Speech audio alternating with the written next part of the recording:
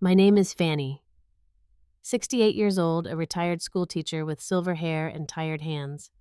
My son Thomas built a tech empire from scratch, becoming the millionaire I always knew he would be.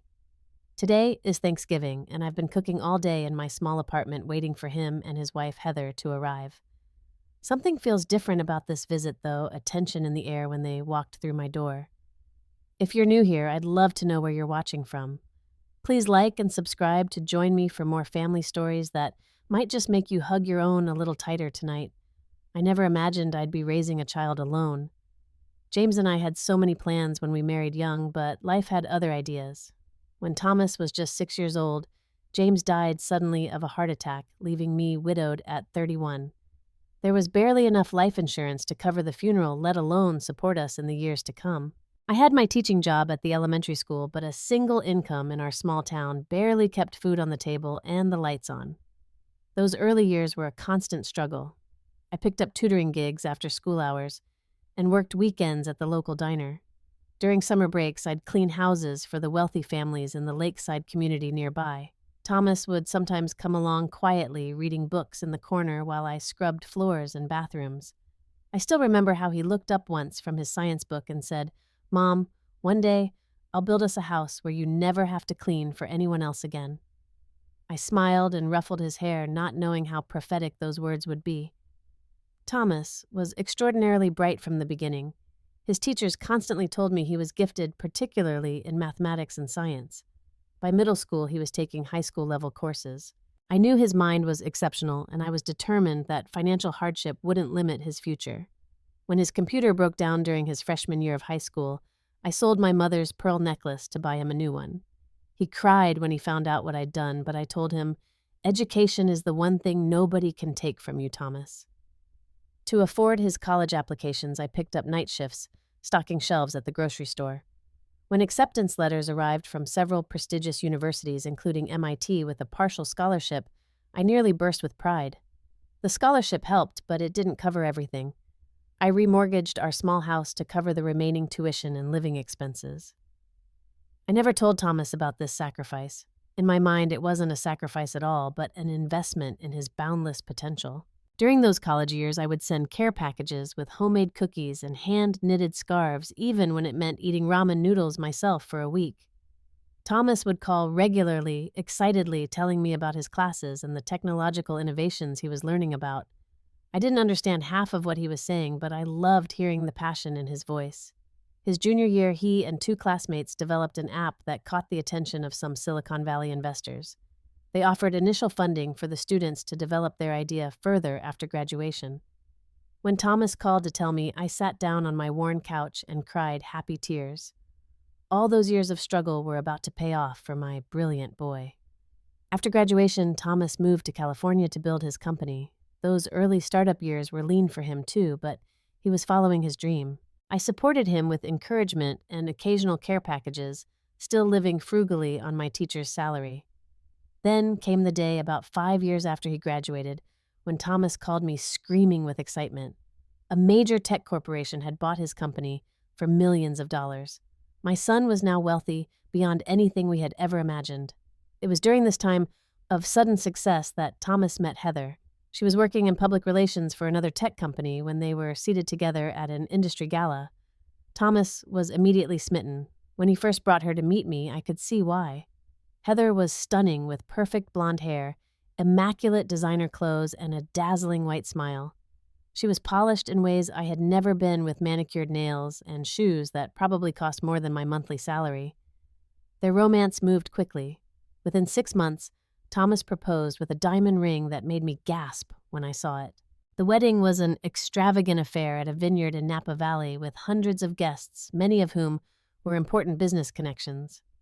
I felt out of place in my department store dress among women dripping in jewelry and men in custom suits. Heather's parents, both successful attorneys, seemed to look through me rather than at me during our brief interaction. During the reception, I overheard Heather telling one of her bridesmaids, "Thomas's background is so inspirational, don't you think, from nothing to all this." The way she said nothing made my spine straighten. Our life might not have been luxurious, but it was never nothing.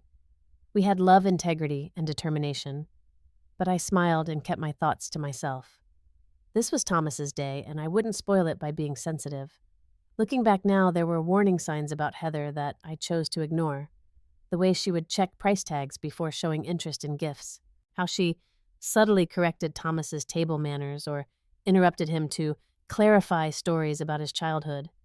The calculated way she networked at their wedding, focusing her attention on the wealthiest or most influential guests. But Thomas was happy and successful, and I told myself that was all that mattered.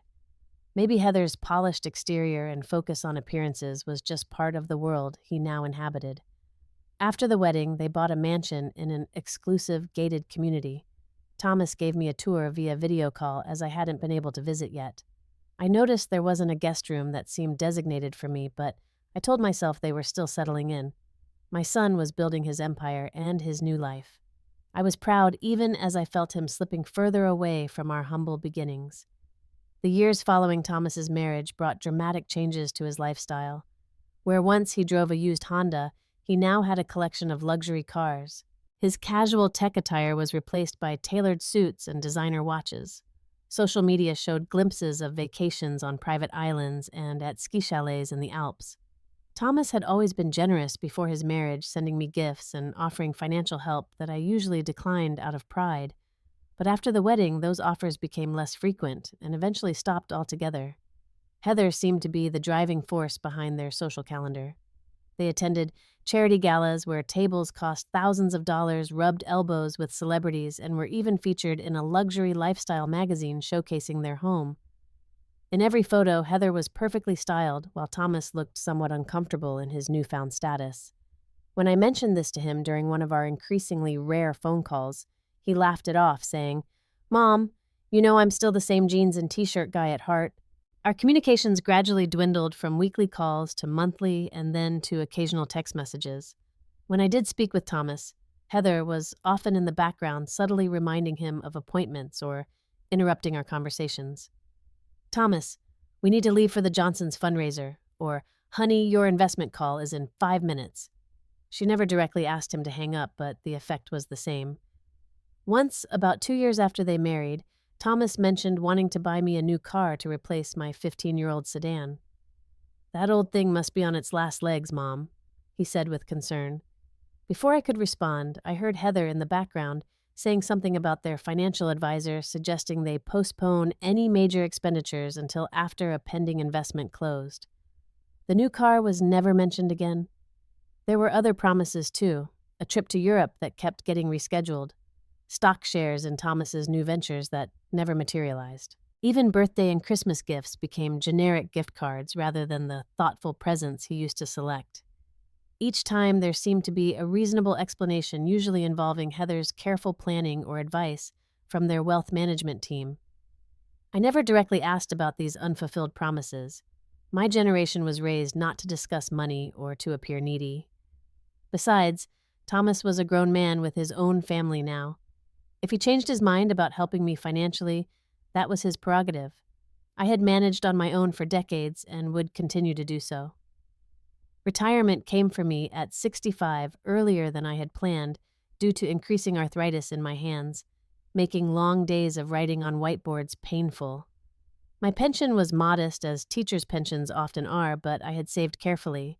I downsized from my small house to an even smaller 2-bedroom apartment in a decent but aging complex. The second bedroom became a combination guest room and craft space where I took up knitting to keep my hands limber despite the arthritis. My neighbors, mostly other retirees, would sometimes ask about my son when they saw news about his company or spotted him on business channels. "Your son must have set you up pretty well," Mr. Jenkins from down the hall once commented while we collected our mail. "You must be so proud that he takes care of his mama after all you did for him."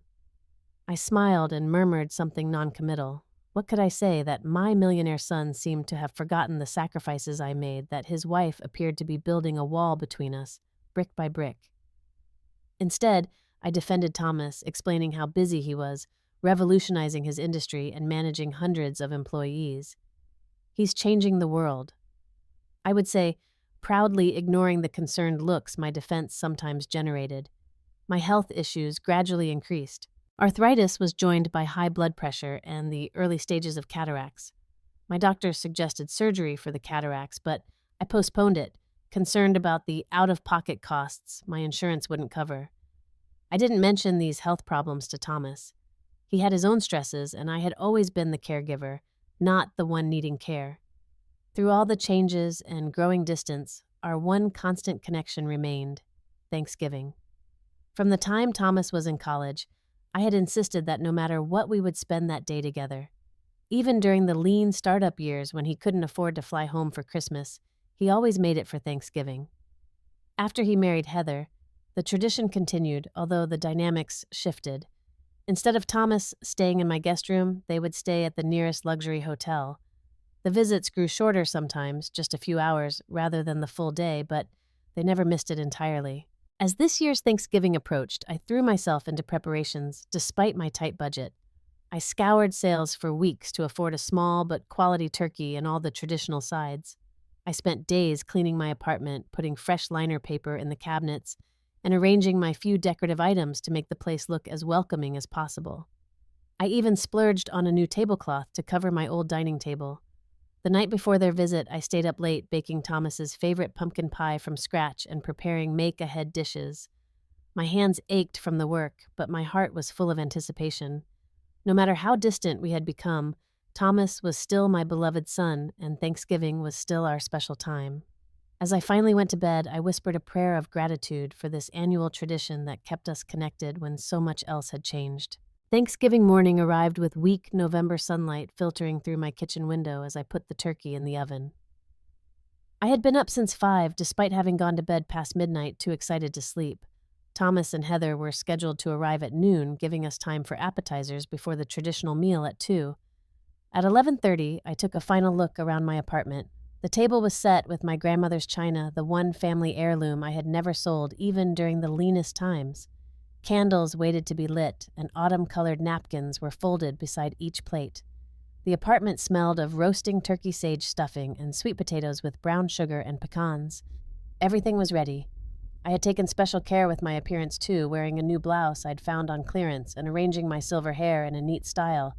I'd even applied light makeup, something I rarely bothered with in my daily life. I wanted to look my best for Thomas, and the inevitable photos Heather would want for social media carefully curated to show they had spent the holiday with family. At precisely noon, I heard the distinctive purr of a luxury car engine outside. Peering through my curtains, I saw Thomas's latest acquisition, a sleek black European sedan that probably cost more than 5 years of my pension. Thomas emerged from the driver's side, looking handsome in casual designer clothes that I knew were anything but casually priced. Heather stepped out from the passenger side, her slender figure wrapped in a camel-colored cashmere coat, her blonde hair arranged in perfect waves. I opened my door before they could knock, unable to contain my excitement. "Thomas!" I exclaimed, opening my arms for a hug. He embraced me warmly, and for a moment it felt like no time had passed at all. He still used the same cologne he'd worn since college, and the familiar scent brought back memories of prouder, simpler times. "Mom, you look great," he said, holding me at arm's length to look me over. There was genuine warmth in his eyes, though I noticed fine lines of stress that hadn't been there the previous year. "Hello, Fanny," Heather said, air-kissing near my cheek to avoid smudging her immaculate makeup. "That's a lovely blouse. Is it new?" She had a gift for sounding simultaneously complimentary and evaluative. "Yes, just got it last week," I replied, not mentioning it had come from the clearance rack at a department store. Come in, everything's ready." They followed me inside, Thomas carrying a bottle of wine that I recognized as being expensive only because I had seen similar bottles featured in magazine spreads about luxury living. Heather glanced around my apartment with what she probably thought was a discreet, assessing look. I saw her eyes linger on the water stain on my ceiling from the upstairs neighbor's plumbing issue last month and the worn carpet in the hallway. "It smells wonderful in here, Mom," Thomas said genuinely as he set the wine on my counter. "Nobody makes Thanksgiving dinner like you." Heather nodded in agreement, though she had already taken out her phone and was checking messages. "Absolutely. So homey." I busied myself opening the wine and setting out the cheese and crackers I'd prepared as an appetizer. Thomas helped falling into our old rhythm in the kitchen while Heather continued checking her phone at the table. "Sorry," she said, not looking up. Just confirming our dinner reservations for tomorrow night. We're meeting the Blakes at that new French place downtown. She glanced up briefly. You understand how it is this time of year. So many social obligations. The meal itself was pleasant enough on the surface. Thomas complimented each dish enthusiastically, reminding Heather how I used to pack leftovers for him to take back to college. She smiled politely, taking tiny portions of everything and mainly pushing the food around her plate. I noticed she didn't touch the rolls or sweet potatoes, perhaps adhering to some unspoken carbohydrate rule. Conversation flowed in fits and starts. Thomas talked about his company's latest projects using technical terms I didn't fully understand, but nodded along with anyway. Heather spoke at length about their recent trip to Bali, the exclusive resort they had stayed at, and the celebrities they had spotted there. We're thinking of building a vacation home there, she mentioned casually. The property values are excellent investments right now. Another home, I asked, thinking of their mansion, the ski chalet in Colorado I had seen on social media, and the New York apartment they had purchased last year. How many is that now? A flicker of something I couldn't identify crossed Thomas's face. Real estate is a good investment, Mom, he said, his tone oddly defensive. Diversifying assets is important. Of course, I said quickly. I was just impressed, not criticizing. The conversation shifted to their Christmas plans. They were joining Heather's family at a resort in Switzerland. It's a family tradition, Heather explained, though I knew they had only started this tradition 2 years ago. Maybe next year we could do something together for Christmas, I suggested, trying to keep my voice light. It's been a while since we celebrated together. Before Thomas could respond, Heather jumped in. We're actually thinking of Thailand next Christmas. Thomas, didn't you say you wanted to explore Bangkok? She turned to me with a practiced smile. But we could certainly look at our schedule in the new year and find some time to visit. I nodded, recognizing the polite deflection for what it was. Throughout the meal, Thomas's phone rang several times. Each time, he checked the screen with an apologetic glance at me before answering. Sorry, Mom, it's the Singapore office. They're having an issue with the server migration. Or, it's the CFO. I need to take this. Each call took him away from the table for several minutes, leaving Heather and me in awkward silence. During one such call, Heather took the opportunity to comment on my apartment again. This place is really quite cozy, Fanny, but don't you find it limiting? There's hardly room for entertaining. I don't do much entertaining these days, I replied honestly. Most of my friends are on fixed incomes like me. We usually meet at the senior center for coffee rather than hosting dinner parties. She murmured, a small crease appearing between her perfectly shaped eyebrows. Well, I suppose at your age, downsizing makes sense. After the meal, as I was serving coffee and pumpkin pie in the living room, Thomas seemed to remember something. Oh, before I forget, Mom, did you get the property tax bill for the lake house? My accountant mentioned it was due this month. I looked at him in confusion, my coffee pot suspended midair. What lake house, dear? Thomas laughed, assuming I was joking. The lake house I gave you 2 years ago, Mom. You know, on Lake Winnipesaukee, your retirement dream home. I slowly set down the coffee pot, a strange ringing starting in my ears. Thomas, I don't have a lake house. I've never had a lake house. His smile faded as he realized I wasn't joking. Mom, what are you talking about? I bought you the 3-bedroom cedar cabin on the North Shore. We talked about it for months while I was having it renovated for you. I even had a dock built because you always talked about wanting to watch sunsets over the water. My heart began to pound as I tried to make sense of his words. Thomas, this is the first I'm hearing about any lake house. We never discussed this. I never received any property from you. Thomas's expression changed from confusion to concern. Mom, are you feeling okay? We spent over $100,000 on renovations.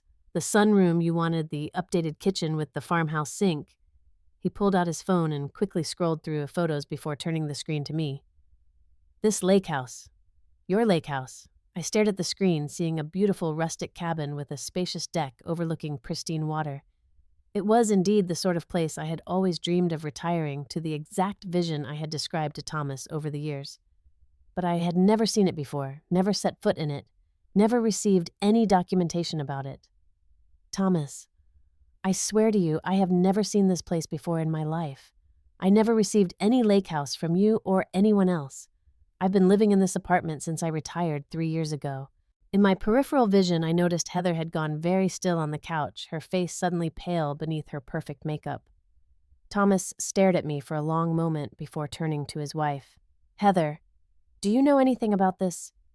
The room fell into a silence so complete I could hear the tick of the wall clock and the distant sound of a dog barking outside. Thomas's question hung in the air as Heather's composure visibly faltered for the first time since I'd known her. Her perfectly manicured hand tightened around her coffee cup, and a faint tremor appeared in her polished exterior. "What do you mean?"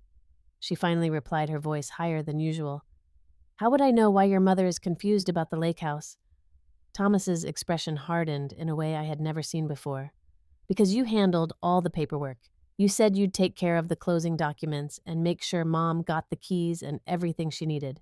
His voice was controlled, but with an undercurrent of something dangerous. "You told me she was thrilled when you gave her the keys. You showed me a thank you text from her phone." My mind reeled with this information. I had never sent any such text, never received any keys. I looked at Heather, whose face was now flushed, her perfect composure cracking. "There must be some misunderstanding," she said, setting down her cup with a clatter. "Fanny, don't you remember I came by with the paperwork about 2 years ago, right after Thomas closed on the property?" "That never happened," I stated firmly, finding my voice. "I have never seen any paperwork for a lake house, and you have never given me keys to anything, Heather." Thomas stood up abruptly, his face darkening with anger.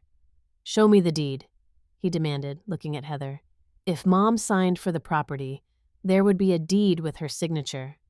Heather's eyes darted around the room like a trapped animal. "It's at home in the filing cabinet. I can show you when we get back." "No need to wait," Thomas said coldly, pulling out his phone. "I'll call Richard right now." He dialed his financial advisor as Heather's face lost what little color remained.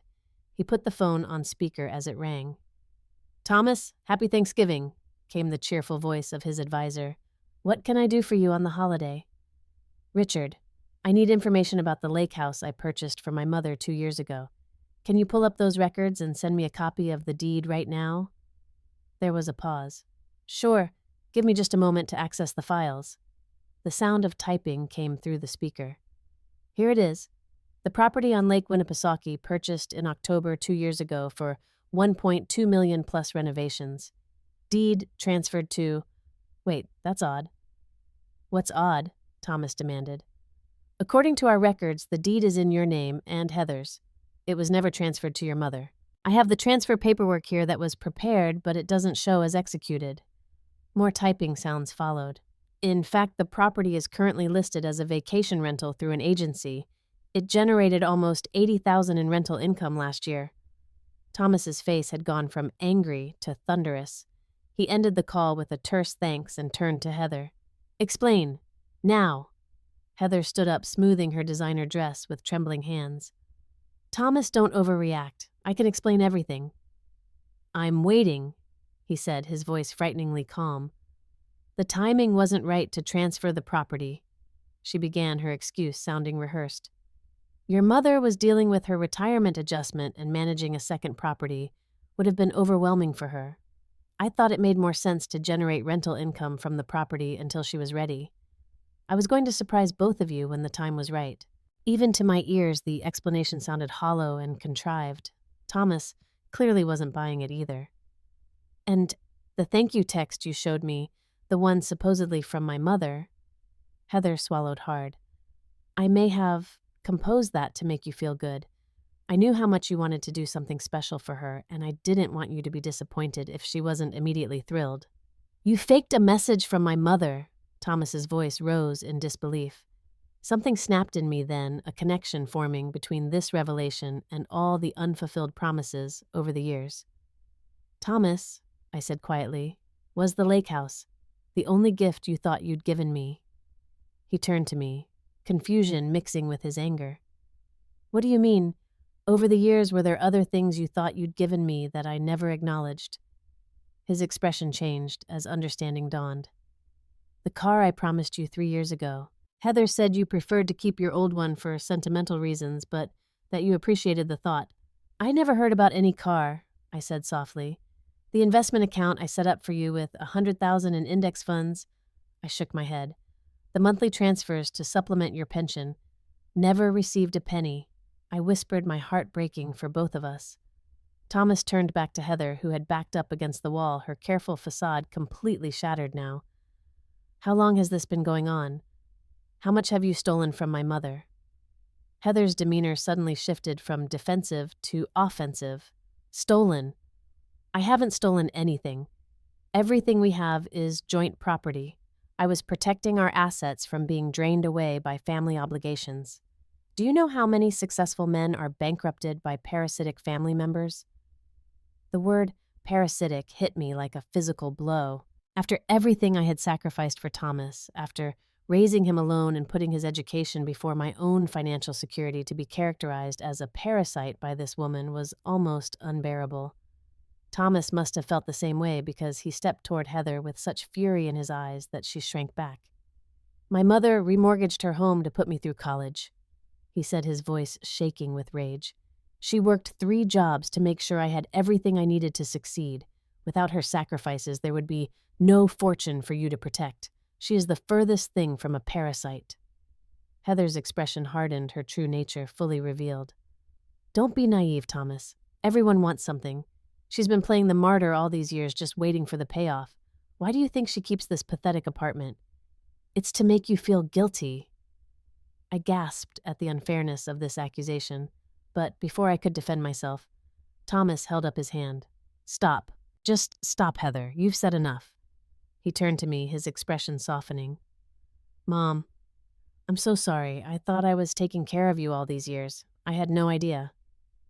It's not your fault, I assured him, though my mind was still reeling from the revelations. Thomas wasn't finished with Heather. The lake house is just what came up today. What else have you diverted? What else have you kept from her? Cornered. Heather's face contorted with resentment. Fine. You want the truth? Yes. I intercepted the gifts meant for your mother. Yes. I rented out the lake house. Yes. I diverted the monthly transfers you set up. And you know what, I'd do it again. Why should she get to coast on your success when I'm the one who has supported your career for the past 5 years? I'm the one who hosts the dinner parties with investors, who plays the corporate wife who manages our social obligations. Those things don't entitle you to commit fraud, Thomas said coldly. Because that's what this is, Heather. Fraud and identity theft. At the word fraud, Heather's expression changed from defiant to fearful. The legal ramifications seemed to finally register. You wouldn't press charges, she said, but her voice lacked conviction. Think of the scandal, the publicity. Your company's stock would take a hit. Try me, Thomas replied, pulling out his phone again. I'm calling my attorney right now, and then I'm calling the police. As he dialed, Heather made one last desperate attempt. Thomas, be reasonable. We can work this out privately. I'll transfer everything back. There's no need for lawyers or police. But Thomas was beyond reasoning.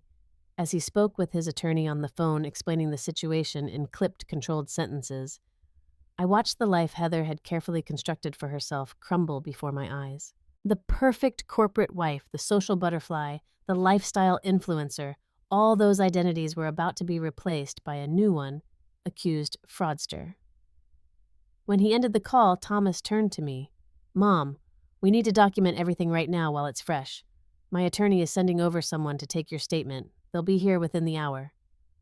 I nodded, still processing the magnitude of what had been revealed. My son hadn't abandoned or forgotten me after all.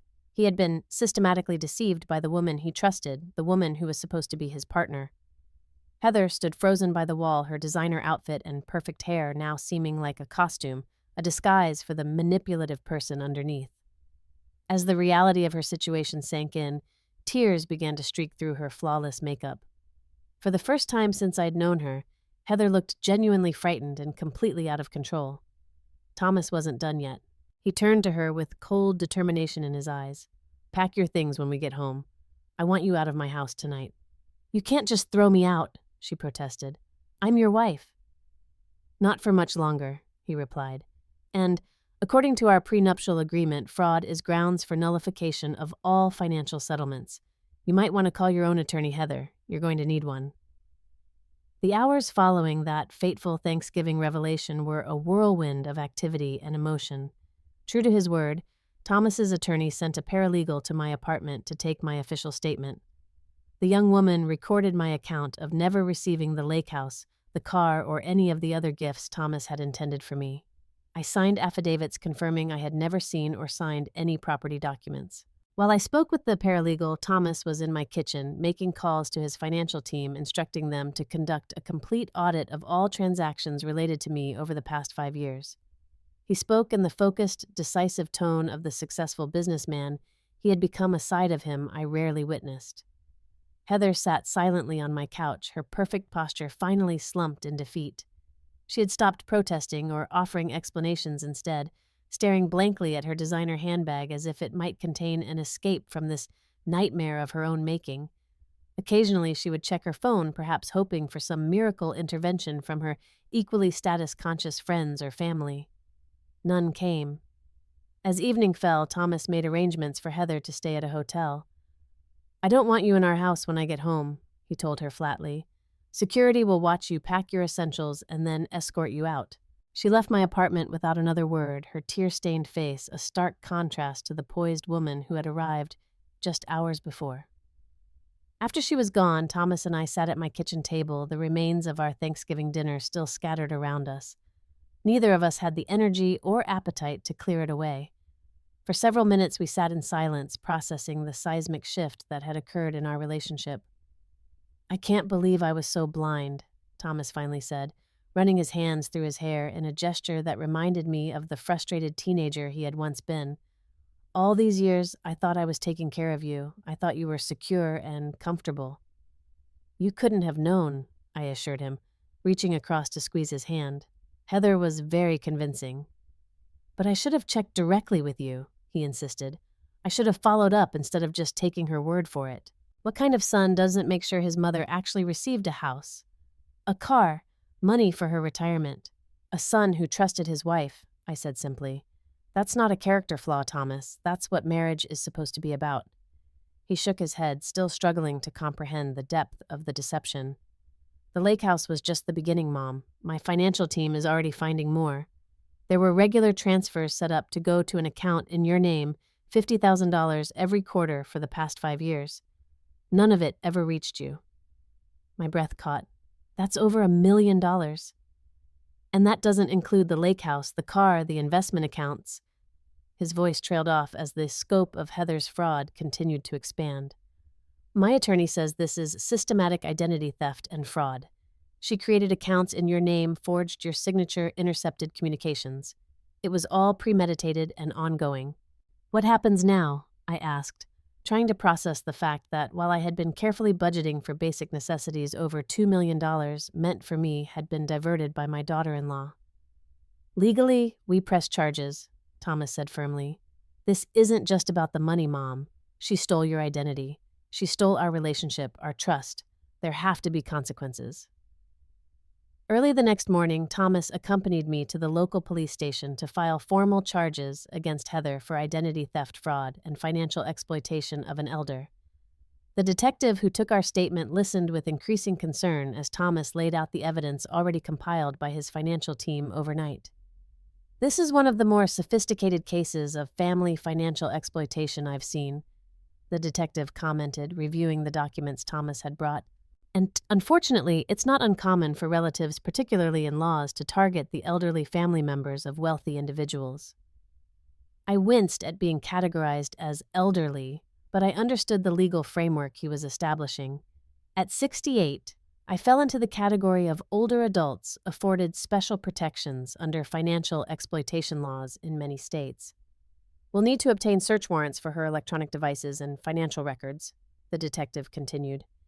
"In the meantime, Mrs. Warren," he addressed me, "we recommend you place a fraud alert on your credit and request a complete credit report to identify any other accounts that may have been opened in your name without your knowledge." The next few days were a blur of legal consultations, financial investigations, and emotional revelations. Thomas insisted I stay in the guest house on his property while the situation was sorted out, not trusting that Heather might not try to retaliate against me somehow. The media caught wind of the story almost immediately. A wealthy tech entrepreneur's wife, accused of defrauding his mother out of millions, was too juicy a scandal to ignore. Reporters camped outside Thomas's gates, and my simple apartment building suddenly became a point of interest, with neighbors being approached for quotes about the millionaire's mother who lived in modest circumstances while his wife stole her fortune. I hated the publicity and the way the story was sensationalized. Some tabloids even suggested I had been complicit in some tax evasion scheme, deliberately living below my means while hiding assets. Others painted me as a doddering old woman easily manipulated by both my son and his wife. Neither characterization was remotely accurate, but truth rarely makes for good headlines. Through her attorney, Heather initially denied all allegations, claiming she had been managing the assets responsibly on my behalf. But as forensic accountants traced the money through various accounts and properties, her defense crumbled. The evidence was overwhelming. Bank records showed she had created elaborate paper trails to make it appear that gifts and transfers had reached me when, in fact, they had been diverted to accounts she controlled. Most damning was the discovery of a separate phone she had used to impersonate me in text messages to Thomas, complete with a texting style that mimicked my occasional grammatical errors and overuse of exclamation points. She had studied my communication patterns carefully enough to fool my own son into believing he was receiving grateful messages from me. A week after Thanksgiving, Heather was formally arrested and charged with multiple felonies. She was released on bail, her passport confiscated, and a restraining order was issued preventing her from contacting either Thomas or me. Her perfectly curated social media accounts went dark, and gossip columns reported that her society friends were quickly distancing themselves from the scandal. Thomas filed for divorce the same day, citing fraud and breach of trust. Their prenuptial agreement had specific clauses addressing fraudulent behavior that would leave Heather with nothing but what she had brought into the marriage. Her attorneys began desperately negotiating, hoping to secure some financial settlement in exchange for a quick, quiet resolution to both the criminal and civil cases. But Thomas was adamant.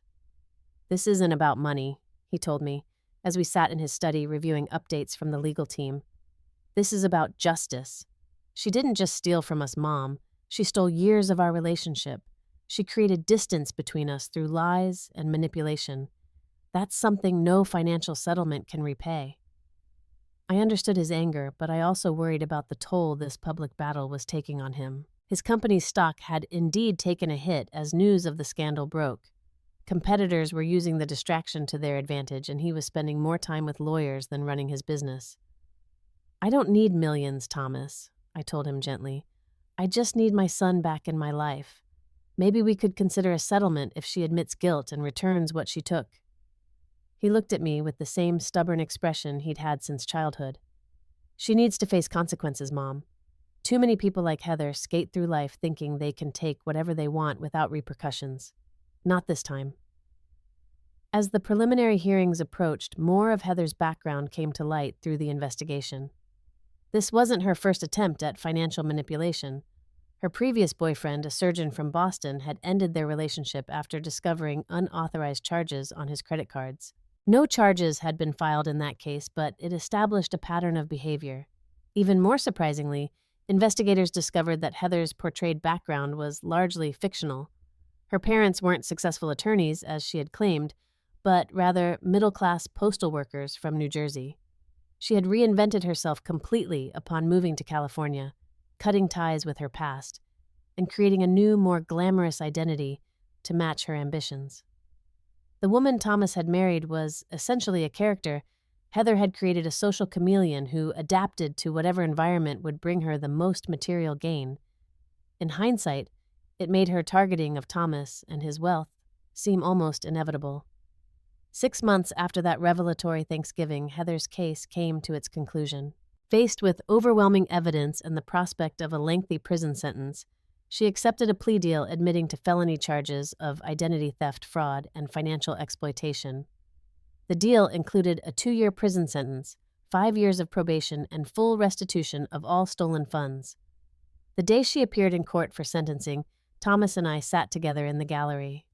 Heather looked nothing like the polished socialite who had once air-kissed my cheek in my humble apartment. Her designer clothes had been replaced by a conservative suit, Her perfect hair now simply styled her makeup minimal. She kept her eyes downcast, avoiding looking in our direction as the judge delivered a scathing assessment of her actions before accepting the plea agreement. The court views financial exploitation of the elderly as a particularly reprehensible crime, the judge stated firmly. Mrs. Warren trusted you as family, and you systematically abused that trust for personal gain. The fact that the victim was your husband's mother, the woman who sacrificed to give him the education and opportunities that ultimately created the wealth you enjoyed, adds an additional layer of betrayal to your actions. Heather nodded slightly, a single tear tracking down her cheek in what I suspected was more a performance of remorse than genuine regret. She was escorted from the courtroom in handcuffs, headed to begin her sentence at a minimum security women's facility. As we left the courthouse, Thomas put his arm around my shoulders. "It's finally over, Mom. Now we can focus on rebuilding." The rebuilding had actually begun months earlier, once the initial shock had worn off and the legal process was underway. Thomas had insisted I move into the lake house that had inadvertently exposed Heather's scheme. "It was always meant to be yours," he said. "Let's not let her taint that gift." The lake house was everything I had ever dreamed of for retirement. A beautiful cedar cabin with large windows overlooking the water, a wraparound deck where I could watch the sunrise with my morning coffee, and a cozy sunroom perfect for reading or knitting on rainy days. Thomas had remembered every detail of the retirement home I had described during his childhood, right down to the farmhouse sink and window herb garden in the kitchen. To my surprise, Thomas decided to temporarily move in with me rather than staying alone in the mansion he had shared with Heather. "I need some time away from that life," he explained. "I need to reconnect with what's real." Those months of living together as adults were healing for both of us. Away from the pressures of his high-powered corporate life, Thomas gradually relaxed into something closer to the curious, warm-hearted boy I had raised. He set up a home office in one of the spare bedrooms, but he made a point of ending work by dinner time each day so we could cook together and share meals without interruptions. We talked more deeply during those months than we had in years. Thomas finally learned about all the sacrifices I had made for his education details I had always kept from him, to avoid burdening him with guilt. I learned about the pressures and loneliness of his rise to success and how Heather had seemed to offer an understanding of that world that he had found comforting. "I think I married her because she seemed to know how to navigate all the social aspects of wealth that I found overwhelming," he admitted one evening as we sat on the deck watching the sunset. "I was always more comfortable with code and concepts than with people. Heather made all that easy. She knew what to wear, what to say, which invitations to accept. I outsourced the social part of my life to her, and in doing so, I let her build walls around me." The financial restitution from Heather's plea deal restored the lake house to my name, along with the investment accounts and back payments of all the monthly support Thomas had intended for me over the years. Suddenly, at 69, I found myself financially secure in ways I had never imagined possible. My first instinct was to save nearly everything, the habit of frugality deeply ingrained after decades of careful budgeting. But Thomas encouraged me to enjoy the security he had always meant for me to have. "You've earned this, Mom, not just because you're my mother, but because your sacrifices made everything I've achieved possible." With his encouragement, I finally scheduled the cataract surgery I had been postponing, followed by a new prescription for glasses that made the world startlingly clearer. I began physical therapy for my arthritis, which improved my mobility and reduced my pain considerably. Small changes, but significant improvements to my quality of life. But the wealth brought opportunities for giving as well as receiving. With Thomas's guidance, I established a scholarship fund for single parents pursuing education, specifically designed to cover the hidden costs that traditional financial aid often missed, things like childcare during study hours, reliable transportation, and decent housing. "The Fannie Warren Second Chance Scholarship," Thomas announced proudly when the foundation was officially launched, "to help parents who, like you, are determined to create better futures for their children through education." The first recipients were selected that spring, 5 single mothers and 2 single fathers who were pursuing degrees ranging from nursing to engineering while raising children on their own. Meeting them at the award ceremony and hearing their stories brought me to tears, recognizing in each of them the same determination and hope that had carried me through the leanest years of raising Thomas. Our family circle gradually expanded in unexpected ways. Thomas, always somewhat socially awkward despite his professional success, found himself drawn to one of the foundation's board members, a down-to-earth child psychologist named Laura, who valued his intellect and generosity far more than his bank account. Their relationship developed slowly and authentically, built on shared values rather than shared social aspirations. The first time he brought Laura to the lake house for dinner, I knew immediately she was different from Heather in every way that mattered. Where Heather had air-kissed and remained perfectly composed, Laura gave genuine hugs and laughed until she snorted when Thomas told a particularly bad joke. Where Heather had picked at her food, Laura appreciated every bite and asked for recipes. Most importantly, where Heather had seen me as competition for Thomas's resources and attention, Laura treated me with genuine respect and interest as a person in my own right. That fall, as the first anniversary of the fateful Thanksgiving approached, Thomas suggested we create a new tradition. "Let's host Thanksgiving at the lake house," he proposed. "Not just for us, but for the scholarship recipients and their children. Many of them don't have extended family support, and holiday meals on a student budget can be pretty sparse." The idea resonated deeply with me, transforming what could have been a painful anniversary into an opportunity for new beginnings. We spent weeks planning the menu, ordering extra tables and chairs, and preparing welcome baskets for each family. Thomas arranged for transportation for those who didn't have reliable cars, ensuring everyone could attend.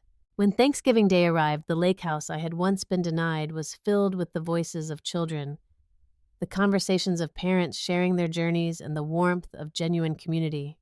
As I looked around the extended table at single parents who reminded me so much of myself decades ago, at their children who shared Thomas's childhood curiosity and determination, at my son who had found his way back to his authentic self, and at Laura, who watched him with eyes full of real affection, I felt a sense of completeness I had never expected to experience. Thomas stood to offer a toast before the meal, raising his glass to the assembled guests. "To second chances and new beginnings," he said, his eyes meeting mine across the table. "And to my mother, who taught me that true wealth isn't measured in bank accounts or properties, but in how we care for one another. Everything of value in my life grew from the seeds of her sacrifices and love." As conversation and laughter flowed around me, I reflected on the strange journey that had brought us here. Heather's betrayal, painful as it was, had ultimately been the catalyst for restoring and deepening my relationship with my son. The wealth she had tried to keep from me had become a tool for helping others facing the same struggles I once had. In the end, what Heather never understood was that my greatest reward was never going to be material wealth. It was seeing the kind, generous man Thomas had become despite his success. It was knowing that the values I had instilled in him had survived the corrupting influence of sudden wealth and status. It was witnessing him use his resources to lift others up, rather than simply accumulate more for himself. True wealth. I realized as I looked around at our unconventional Thanksgiving gathering isn't counted in dollars or properties. It's measured in relationships built on trust and mutual respect. It's found in the ability to turn past pain into future purpose. It's reflected in the legacy we create through how we treat others, especially those with less power or privilege than ourselves. As night fell and our guests began to depart with leftovers, packages, and warm hugs, Thomas and I stood on the deck overlooking the lake, now silvered with moonlight. "Was this a good Thanksgiving, Mom?" he asked, his arm around my shoulders. "The best," I replied truthfully, because it was real, all of it. The lake house that had once been a symbol of deception had been transformed into a home of authentic connection and purpose, and that I realized was the greatest gift my son could have ever given me. Have you ever discovered a betrayal that ultimately led to something positive in your life? I'd love to hear your stories in the comments. If this story resonated with you, please subscribe, and share with someone who might need to be reminded that sometimes our greatest setbacks lead to unexpected blessings. Thank you for joining me for this very personal story, and I look forward to sharing more with you soon.